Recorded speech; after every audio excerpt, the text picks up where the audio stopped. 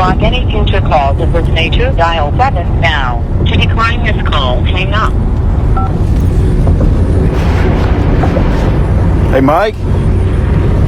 Hey, I'll make this quick. First of all, I don't get to recording this call. I wanted to let you know I sent you an email.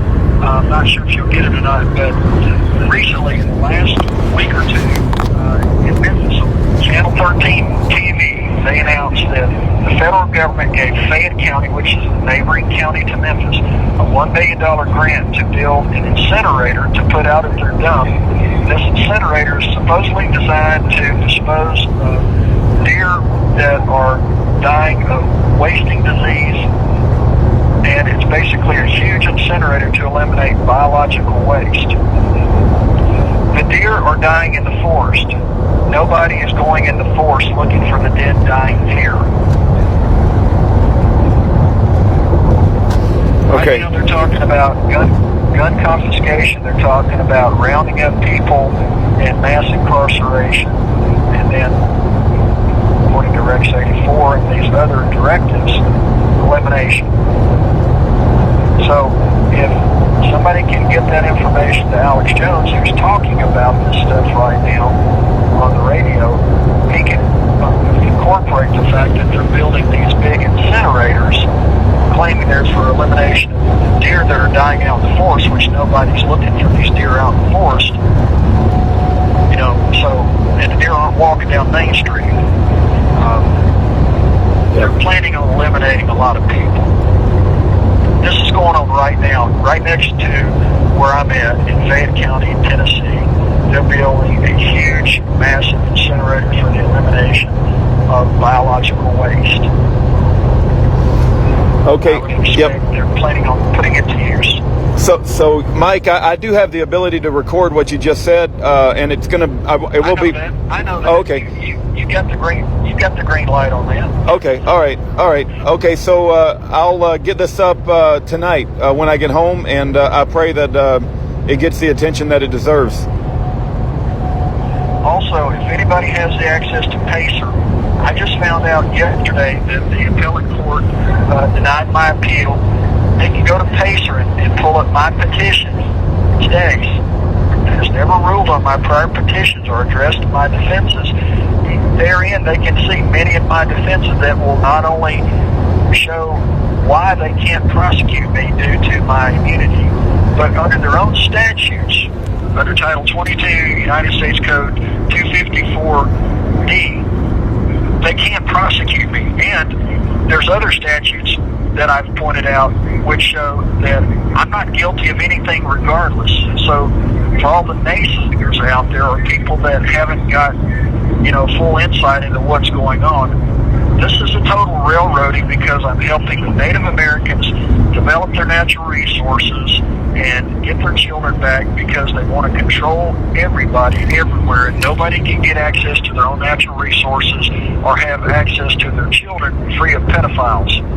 This is a totally screwed up system right now. This country's been hijacked. This call is from a federal prison.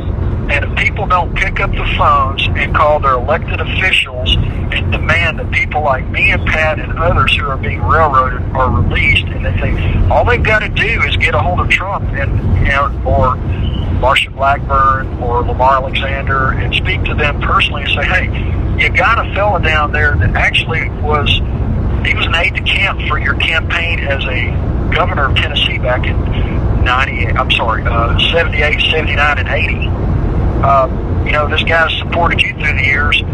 Where are you at? You need to support this guy. He's now an ambassador of another country, a minister, and helping Native Americans develop their natural resources, create jobs, and get their kids back. All you've got to do is get the president to recognize his status and immunity, and they will have to order his immediate release. Otherwise, I fall into the category of, as someone once said, collateral. So, it's sickening. Anyone listening that has that interest, there you are. That's your ability to do something. For those that say they don't know what to do, well, there you go. Because I guarantee you, people calling Marsha Blackburn's office in Washington and in Memphis, Tennessee, and in Nashville, Tennessee, or Lamar Alexander's office and talking to those people and getting hold of them, saying, hey, what are y'all doing to help this guy? You got a guy that was the Republican nominee in 1994 for state representative. He's out there on the forefront. Before the Tea Party, he's ringing the bell. He's talking about this corruption. He was voted the most pro-life candidate in all of Tennessee in 1994 by the Tennessee Right to Life campaign. This is not some guy who's a danger to anybody. He's being targeted because he's exposing pedophilia that's run rampant, and he's helping natives get their children back. Oh, and he exposed rigged elections in Tennessee in 2006 in Tipton County, and therein lies the problem.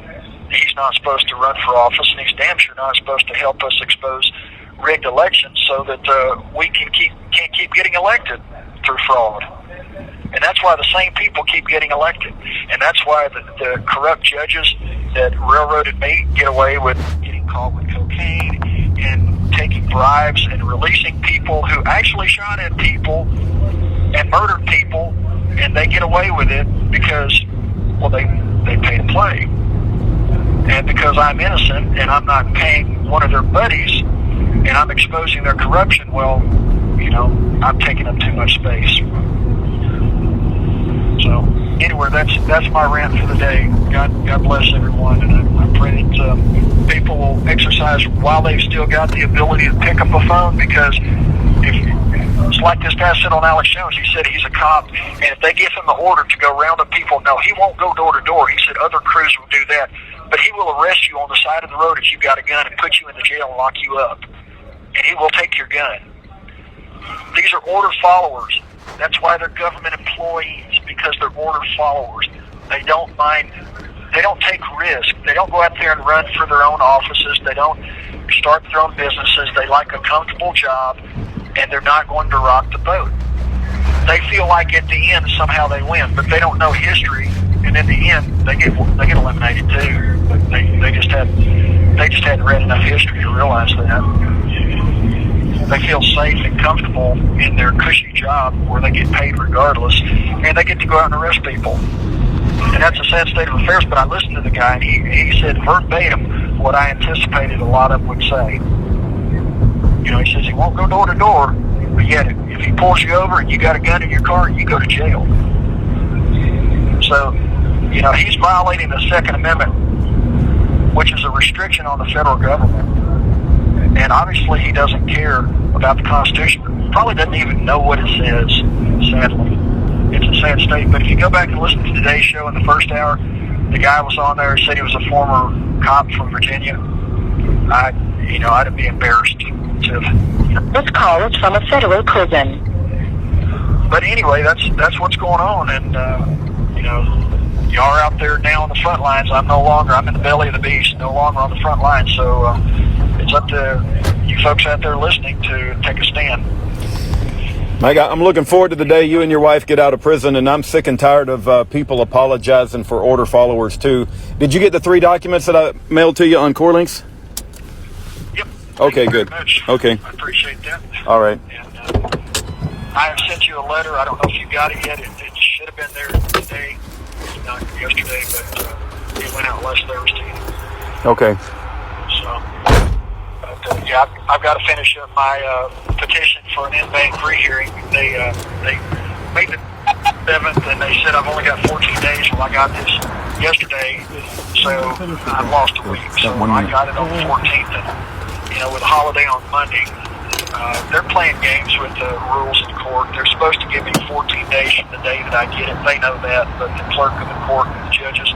One judge even said, well, we recognize Rahaf, but he doesn't qualify for Rahaf. And then another judge says, well, I concur with everything. He said, well, yeah, actually he does qualify for Rahaf. Of course, the prosecutor has to prove that you knew you were a prohibited person. I'm not a prohibited person, number one. I'm not a person. Number 2, I'm not prohibited because guess what? I'm not a U.S. citizen. I'm an ambassador, and also the mere fact that I was never represented in trial anywhere. So by their own definition, I've never been convicted of a felony, and that's what I said at trial. I've never been convicted. You went after an all-capital straw man, an artificial person, as you call him.